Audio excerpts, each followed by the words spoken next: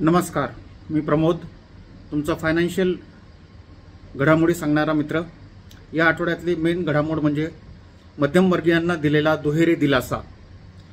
पहिला दिलासा बजेटमध्ये दिला की 12 लाख रुपयापर्यंत शून्य टॅक्स राहील, त्याच्यात 75,000चं जर का डिडक्शन ॲड केलं तर 12,75,000पर्यंत शून्य टॅक्स राहील।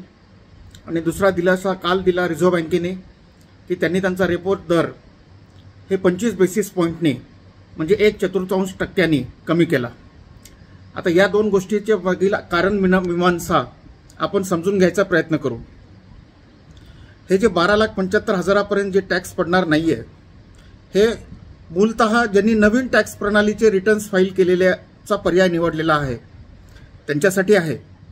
याच्यामध्ये कोणतेही जुने बचत केलेल्या पावत्याला गरज लागत नाही, तुमचं होम लोनचं इंटरेस्ट आणि प्रिन्सिपलचं ऑफसेट मिळत नाही, तुमचं हेल्थ इन्शुरन्सचं डिडक्शन मिळत नाही। स्टेट टॅक्स स्लॅब्स आहेत त्या, आणि जुन्या स्लॅबमध्ये ATC, ATCCD या कलमांअंतर्गत, होम लोनच्या कलमांअंतर्गत हे सगळे वजावट आपल्याला मिळत होते।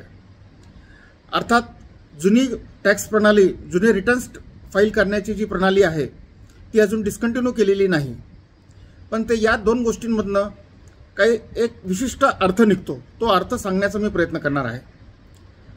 जुनी टॅक्स प्रणाली आणि त्याचे जे काही वजावटीचे पर्याय होते, युलिप झालं, PPF झालं, त्याच्यानंतर हेल्थ इन्शुरन्स झालं, होम लोन झालं, हे सगळे तुमचे बचतीकडे उद्युक्त करणारे प्रकार होते। त्यावेळेस गव्हर्नमेंटला तुमचा पैसा पाहिजे होता बँकेतनं कर्जरूपी उद्योगांना देण्यासाठी, विकास कामांसाठी, आणि तुम्हाला ते इन्सेंटिव्हाइज करत होते बचत करण्याला।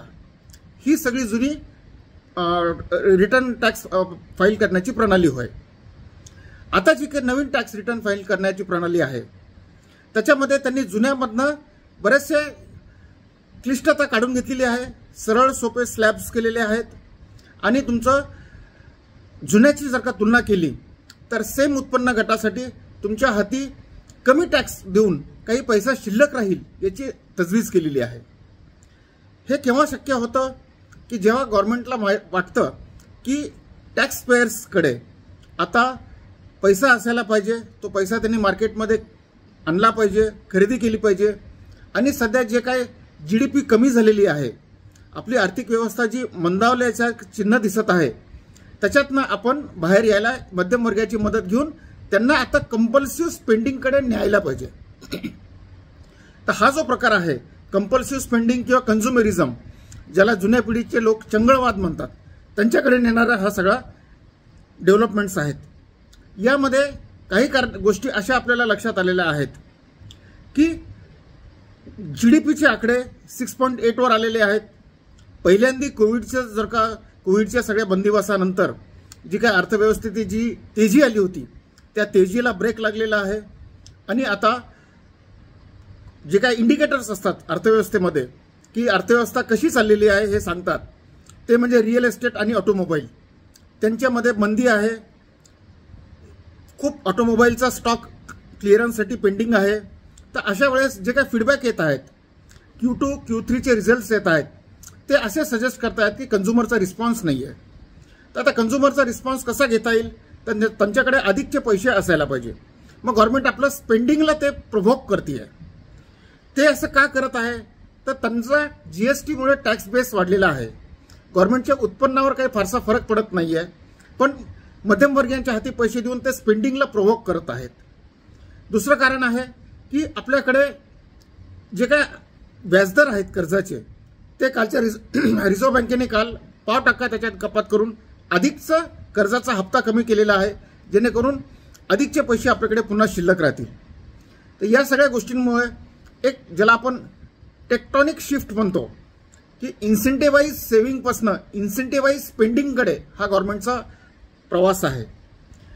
हे स्पेंडिंग केल्याशिवाय ते आपल्याला अर्थव्यवस्थेला चालना मिळणार नाही। आणि 12 लाखाचं उत्पन्न कोणाकडे असतं की जो नवतरुण आहे, जो 30च्या आतमध्ये आहे, ज्याला गॅझेटबद्दल प्रचंड वेड आहे, जो सिनेमा, टुरिझम हॉटेलिंग याच्यावर खर्च करतो.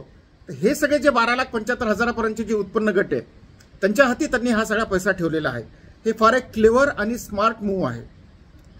दुसरा गोष्ट आपल्याला सांगण्याची वाटते या आठवड्यामध्ये की रिलायन्स इंडस्ट्री डायव्हर्सिफाय होत आहे.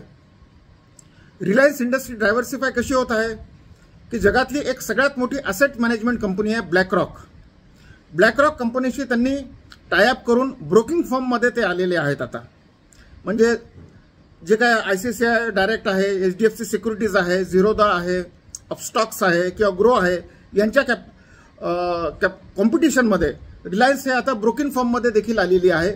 आणि जिओ फायनान्शियल सर्व्हिसेसमधनं ते ब्रोकिंग फर्ममध्ये आलेले आहेत. त्याच्यानंतर ते बिटकॉईनमध्ये पण आलेले आहेत. पण भारताचे जिओ कॉईन म्हणतात ते भारताचे जे काय लॉज आहेत बिटकॉईनसाठी ते सध्या त्यांना परमिट करत नाही आहेत.